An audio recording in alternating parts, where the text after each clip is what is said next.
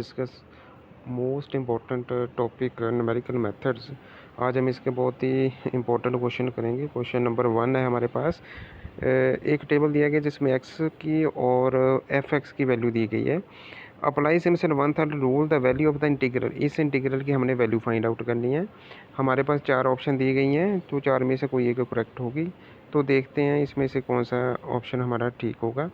सबसे पहले Simpson 1/3 rule. Simpson 1/3 rule का फॉर्मूला ये होता है integral A to B F X D X equal to h/3 Y naught plus Y N, मतलब first term plus last term plus 4 time sum है जहाँ पर ऑड टर्म्स का, तो प्लस 2 टाइम सम है जहाँ पर इवन टर्म्स का। y की जो भी वैल्यू मतलब एफ एक्स की जो भी वैल्यूज़ है जहाँ पर ऑड वाली यूज़ होगी और जहाँ पर इवन वाली यूज़ होगी। तो इसके लिए देखिए अब हमको सबसे पहले h निकालना पड़ेगा। h की वैल्यू होती है b-a/n, b की वैल्यू होती है 3 और a की वैल्यू है जहाँ पर हमारे पास -1। तो जहाँ पर h की वैल्यू आ गई हमारे पास 1। तो इंटीग्रल जो फाइंड आउट करना है उसकी वैल्यू देखो, सिम्पसन 1/3 का रूल अप्लाई किया हमने। h की वैल्यू 1 लिख दी और वाई नॉट की वैल्यू देखो हमारे पास कितनी है, टेबल में दी गई है। जे वाली वैल्यू होगी x0, x1, x2, x3, x4 और जे वाली वैल्यू होगी y0, y1, y2, y3, y4। तो जे जो फर्स्ट है, जे सेकंड, जे थर्ड, जे फोर्थ, जे फिफ्थ, तो अब उसमें वैल्यू फिलअप करेंगे हम। सबसे पहले फर्स्ट और लास्ट वाली जो एफ एक्स की वैल्यू है वो हमने जहाँ लिख दी है। देखो हमारे पास जो फर्स्ट और लास्ट टर्म है वो कितनी है, जहाँ पर 1 है और जहाँ पर कितना है 5, वो पुट कर दिया हमने। तो इसके बाद प्लस 4 टाइम जो ऑड टर्म्स है, ऑड टर्म्स देखो ऑड टर्म्स कौन सी होती है, जैसे y0 जे है, y1 जे है, y1, y2, y3, y1 और y3, ये दो वैल्यू वहाँ पर पुट कर दी हमने, जहाँ पर प्लस 2 टाइम अब इवन वाली रह गई। तो टेबल में देखते हैं इवन वाली वैल्यू कौन सी है, जे है y0, y1, y2, जे वाली वैल्यू y2 है, तो जे वाली वैल्यू हम वहाँ पर अप्लाई कर देंगे। तो जे आ गया। अब इसको सॉल्व करने के बाद हमारे पास जो आंसर आता है वो है 12 का मतलब ये हो गया हमारे पास जो ऑप्शन बी है वो इस क्वेश्चन के लिए करेक्ट आंसर होगा। नेक्स्ट क्वेश्चन देखिए, the iterative formula to compute the reciprocal of a given positive real number p using the Newton-Raphson method is। Newton-Raphson method use करना है और उसके बाद रेसिप्रोकल ऑफ पी को पी के लिए हमने इटरेटिव फार्मूला बनाना है। नीचे 4 ऑप्शन दी गई है, उनमें से कोई एक करेक्ट होगी। सबसे पहले देखिए हमारे पास जहाँ पर जो गिवन क्या दिया है, गिवन दिया है भी लेट कर लेना हमने x = 1/p, रेसिप्रोकल किसी नंबर का उसको 1/p लिख दिया हमने। तो जहाँ से हमने p की वैल्यू फाइंड आउट कर ली, p = 1 आ गया x, तो p - 1/x = 0 हो गया। इसका मतलब ये हुआ जो एफ एक्स है वो आ गया हमारे पास p - 1/x। F dash x कितना होगा, मतलब इसका फर्स्ट डेरिवेटिव कितना होगा, p तो 0 हो गया क्योंकि रियल नंबर है, कांस्टेंट है, 0 है, तो उसका डेरिवेटिव 0 हो जाएगा। तो -1/x का डेरिवेटिव होगा 1/x²। अब न्यूटन-रैप्सन फार्मूला यूज़ करेंगे हम। फार्मूला यूज़ किया तो ये वाला फार्मूला होता है xn + 1 = xn - f(x(n)/f'(x)n। इसमें f(x(n) की ये वाली हमने वैल्यू फिल कर देनी है और जहाँ डेरिवेटिव दिया गया है वहाँ डेरिवेटिव की वैल्यू फिलअप कर देंगे हम। ये डेरिवेटिव है, इसकी वैल्यू जहाँ पर फिलअप कर देंगे। तो इसके बाद हमारे पास सॉल्व करने के बाद जो रिज़ल्ट आता है वो आता है ये वाला। तो इसके अकॉर्डिंग हमारी जो ऑप्शन ए होगी वो इस क्वेश्चन के लिए करेक्ट होगी। क्वेश्चन नंबर 3, लेट 0, 1/2, 1 ये एक सेट दिया है be the 3 distinct points on 0, 1 closed interval and suppose y is the unique interpolating polynomial of suitable degree on 0, 1 such that y0 की वैल्यू दी गई है, y1/2 की और y1 की वैल्यू दी गई है। आपने फाइंड आउट करना है y1/4। तो 4 ऑप्शन दी गई है, 4 में से फिर वही कोई एक ऑप्शन करेक्ट होगी। सबसे पहले तो इसका टेबल बना लो। जो भी आपको वैल्यू गिवन दी गई है, x की वैल्यू 0, 1/2 और 1 दी गई है। जीरो के कोरस्पॉन्ड वाई की वैल्यू 0 है, 1/2 के कोरस्पॉन्ड वैल्यू 0 है, 1 के कोरस्पॉन्ड वैल्यू कितनी है 1।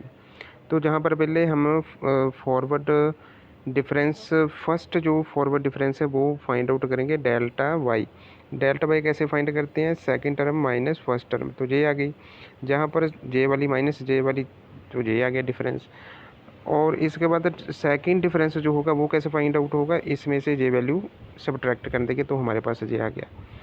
तो यूजिंग करना है हमने न्यूटन फॉरवर्ड इंटरपोलेशन फार्मूला। वो फार्मूला क्या होता है हमारे पास, Y X equal to Y naught plus P delta Y naught plus P minus 1 upon factorial two delta square Y naught plus so on, where जो जहाँ पर पी होता है वो पी की वैल्यू होती है x minus x not divided by H. तो इस केस में इस क्वेश्चन के लिए एक्स नोट हमारे पास कितना है 0, तो एक्स नोट की वैल्यू मैंने 0 फिल कर दी। और एच कितना है, स्टेप लेंथ, स्टेप लेंथ कितनी है 1/2, इसमें से जे सब्ट्रैक्ट कर दो तब भी 1/2 आएगा, या इसमें से जे सब्ट्रैक्ट कर दो तब भी 1/2 आएगा। तो जहाँ से पी की वैल्यू आ गई हमारे पास 2x। जे सारी की सारी वैल्यू आपने इस इक्वेशन में पुट कर देनी है। तो हमारे पास तो एक और ही चीज़ है, वाई नोट कितना होगा, वाई नोट एक्स नोट के कॉरस्पॉन्ड जो वैल्यू आएगी जे वाई नोट होगी, जे डेल वाई नोट होगा, जे डेल स्क्वायर वाई नोट होगा।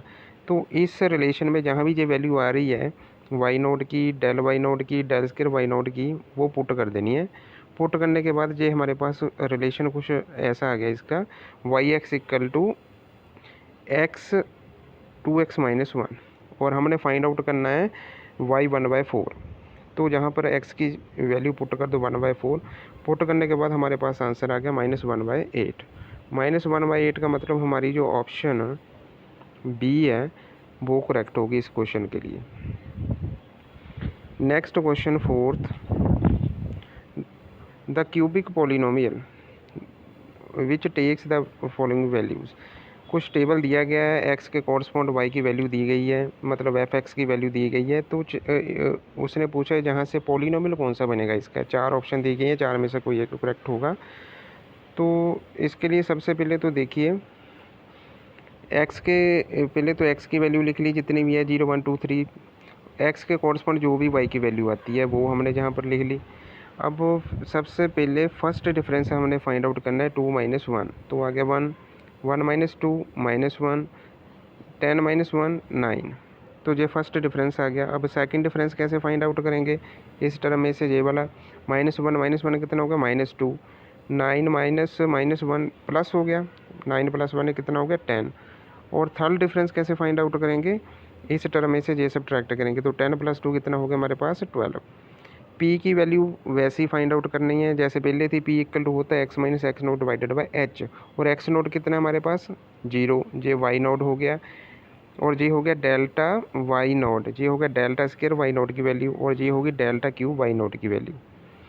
तो इंटरपोलेशन फार्मूला हमने वही वाला Newton forward interpolation formula use किया है, जे वाला फार्मूला।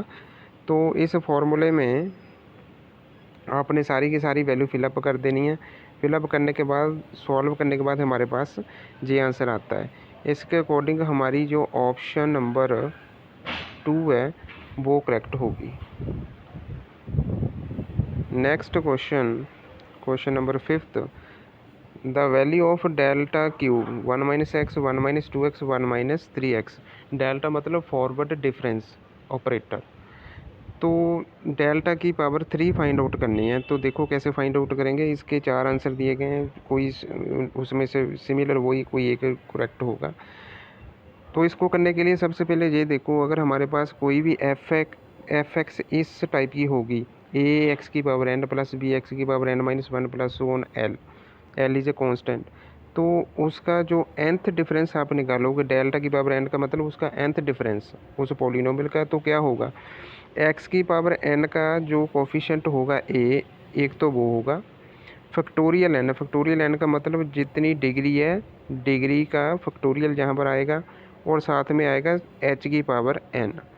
तो अब हमारे क्वेश्चन में देखो, इस क्वेश्चन में एफ एक्स कितना दिया गया जे वाला, इसको अगर हम मल्टीप्लाई कर लेंगे आपस में 1 - x 1 - 2x और 1 - 3x को, तो हमारे पास कुछ ऐसा पॉलिनोमियल आएगा। हमें बाकी टर्म तो नहीं, जस्ट ये स्टार्टिंग वाली टर्म चाहिए, तो स्टार्टिंग वाली इस पॉलिनोमियल से पता लग जाएगी मल्टीप्लाई करने के बाद। -3x -2x और -x को मल्टीप्लाई किया तो हमारे पास आएगा -6x का क्यूब, और लास्ट टर्म पता चल जाएगी -1 है। तो जस्ट ये 2 टर्म पता चल जाएगी तो हमें इसका थर्ड डिफरेंस पता चल जाएगा। तो इसके बाद देखो इसका थर्ड डिफरेंस क्या होगा। Third difference of F x कितना होगा। एक तो आएगा हमारे पास जो हमारा पॉलिनोमियल आया है उसमें जो मैक्सिमम पावर है, मतलब एक्स क्यूब है, उसका जो भी कोफिशिएंट होगा वो जे आ गया -6, तो -6 मैंने पुट कर दिया।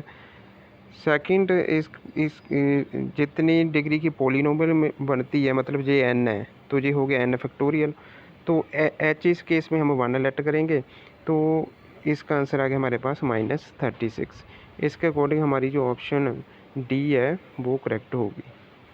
ऐसे और वीडियो देखने के लिए हमारे चैनल को सब्सक्राइब कीजिए और हमारे वीडियो को लाइक और शेयर कीजिए। Thanks for watching.